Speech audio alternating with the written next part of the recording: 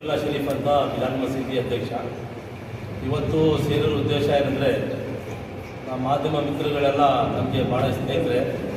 ಮೊನ್ನೆ ರಂಜಾನ್ ಹಬ್ಬದ ದಿವಸ ಮಧ್ಯಾಹ್ನ ನಮ್ಗೆ ಯಾರು ಗೊತ್ತೇ ಇಲ್ಲ, ಆ ಟೈಮಲ್ಲಿ ಒಂದು ಘಟನೆ ನಡೆದಿದೆ.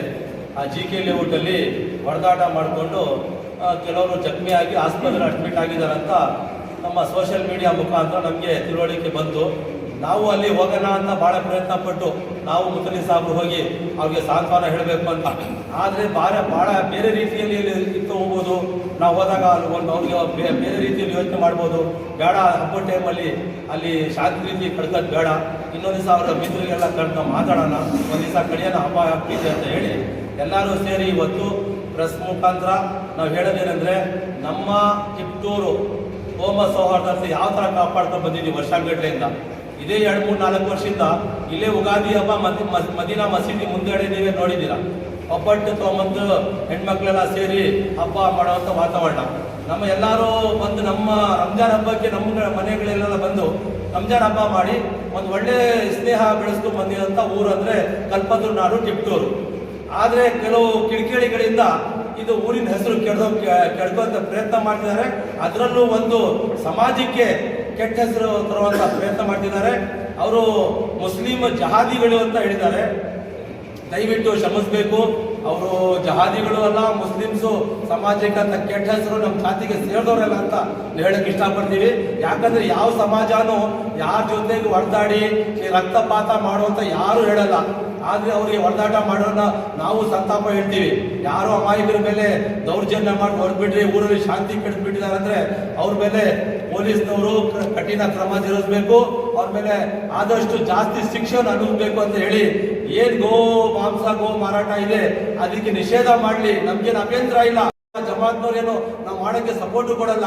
ಅವ್ರು ಏನು ಮಾಡ್ತಿದ್ದಾರೆ ಅದಕ್ಕೆಲ್ಲ ಬೇಕಾದ್ರೆ ಅವಕಾಶ ಮಾಡಿಕೊಡ್ಬಾರ್ದು. ಕಿತ್ತೂರು ಯಾವ ಥರ ಹಿಂದೆ ನಡ್ಕೊಂಡು ಬಂದಿದ್ದೀವಿ ಶಾಂತಿ ರೀತಿ, ಆ ಥರನೇ ಮುಂದಿನ ದಿನಗಳನ್ನು ಶಾಂತಿ ಕಾಪಾಡ್ಕೊಂಡು ಹೋಗ್ಬೇಕು ಅಂತ ನಿಮ್ಮ ಪ್ರೆಸ್ ಮುಖಾಂತರ ಹೇಳಕ್ಕೆ ಬಯಸಿ ನನ್ನ ಮಾತು ಮುಗಿಸ್ತೀನಿ. ಇನ್ನೊಂದು ಆರೋಪ ಬರ್ತಾ ಇದೆ ಸರ್, ಮಾವಿನ ತೊಪ್ಪಲ್ಲಿ ಹೊಸದಾಗಿ ಮಸೀದಿ ಕಟ್ತಾ ಇದ್ದಾರೆ ಅನ್ನೋದು, ಅದ್ರ ಬಗ್ಗೆ ನಿಮ್ಮ ಅಭಿಪ್ರಾಯ ಏನು ಸರ್? ಅದು ಮಸೀದಿ ಮಾವಿನ ತೊಪ್ಪಲ್ಲಿ ಮಸೀದಿ ಕಟ್ತಾ ಇರೋದಿಲ್ಲ, ಅದು ಅಂಜುಮನ್ನು ಶಾಲೆ ಅಂತ. ಇವತ್ತಿಂದ ಅಲ್ಲ, ಸುಮಾರು ಒಂದು 20 ವರ್ಷದಿಂದ, ಅದು 40 ವರ್ಷದಿಂದ ಪಾಠ ಹೊಡ್ಸ್ಕೊಂಡ್ ಬಂದೆ ಅಲ್ಲೇ ಆಗ್ತಿದೆ. ಅಲ್ಲಿ ಹೊಸದಾಗಿ ಒಂದು ಪಾಠ ಶಾಲೆ ಮಾಡಿ ಮಕ್ಕಳಿಗೆ ಬೆಳಿಗ್ಗೆ ಸಾಯಂಕಾಲ ಓದುವಂಥ ಪ್ರಯತ್ನ ಮಾಡ್ತಾರೆ. ಅದಕ್ಕೆ ಅವರು ಮಸೀದಿ ಅಂತ ಕೆಲವರು ಹೇಳ್ತಿದ್ದಾರೆ. ಆ ಮಸೀದಿ ಅಂತ ಅಲ್ಲ, ರೆಕಾರ್ಡಲ್ಲೂ ಅದೇ ಇರೋದು. ಅದು ಈ ಖಾತೆಯಲ್ಲಿ ಇರೋದು, ಏನು ರೆಕಾರ್ಡ್ ಏನು ಬಂದಿದೆ ಅದೆಲ್ಲ ಓದಿಸ್ಕೊಂಡೇ ಬರ್ತಾ ಇರೋದು. ಎಲ್ಲರಿಗೂ ಗೊತ್ತು, ಆ ಏರಿಯಾ ಜನಗೆಲ್ಲ ಗೊತ್ತು. ಅಲ್ಲಿ ಮದುವೆ ಸಣ್ಣ ಪುಟ್ಟ ಮಕ್ಕಳೆಲ್ಲ ಓದ್ತಾರೆ, ನಮಾಜಿ ಮಾಡ್ತಾರೆ, ನಮಾಜಿ ಕಲಿತಾರೆ.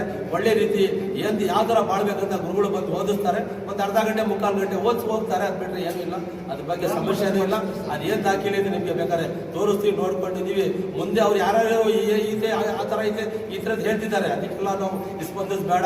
ಅವ್ರು ಏನಿತ್ತು ಆ ನಗರಸಭೆ ಐತೆ, ಅದಕ್ಕೆ ತಹಸೀಲ್ದಾರ್ ಸಂಬಂಧಪಟ್ಟು ಇದ್ದಾರೆ, ಅವ್ರ ರೆಕಾರ್ಡ್ಗಳು ನೋಡಲಿ, ಅದೇನೈತೆ ನೋಡ್ಕೊಂಡು ಅವ್ರು ಕ್ರಮ ಜರುಗಿಸ್ಲಿ. ಅದಕ್ಕೆ ನಮಗೆ ಕೊಡ್ತೀವಿ ಅಂತ ಪೊಲೀಸ್ನವರು ಮಾತು ಕೊಟ್ಟಿದ್ದೀವಿ. ನಾವು ದಯವಿಟ್ಟು ಇಂಥ ನಾವು ಆಗೋದು ಬೇಡ, ನಮ್ಮೂರಲ್ಲಿ ಬಂದಾಗಿರ್ತೀವಿ ಅಂತ ನಾವು ಹೇಳಕ್ಕೆ ಇಷ್ಟಪಡ್ತೀವಿ. ನಮಸ್ಕಾರ. ಈಗ ಇವ್ರು ಹೇಳ್ದಂಗೆ, ಈಗ ಬಂದ್ಗೆ ನಾವು ಸಹಮತ ನೀಡ್ತೀವಿ ಅಂತ ಹೇಳಿದ್ದಾರೆ ಇವರು. ಈಗ ನೀವು ಅವ್ರೇನಾರ ಬಂದ್ಗೆ ಕರೆ ಕೊಟ್ರೆ ನಿಮ್ದು ಸಹಮತ ಇರುತ್ತೆ ಅಥವಾ ಅವರು ಆಹ್ವಾನ ನೀಡಿದ್ರೆ ಮಾತ್ರ ಸಹಮತ ಕೊಡ್ತೀರೋ ಅಥವಾ ಆಹ್ವಾನ ಹೊರತುಪಡಿಸಿ ನೀವು ಸಹಮತ ಕೊಡ್ತೀರಾ? ಅವ್ರು ಹೊರತುಪಡಿಸಿ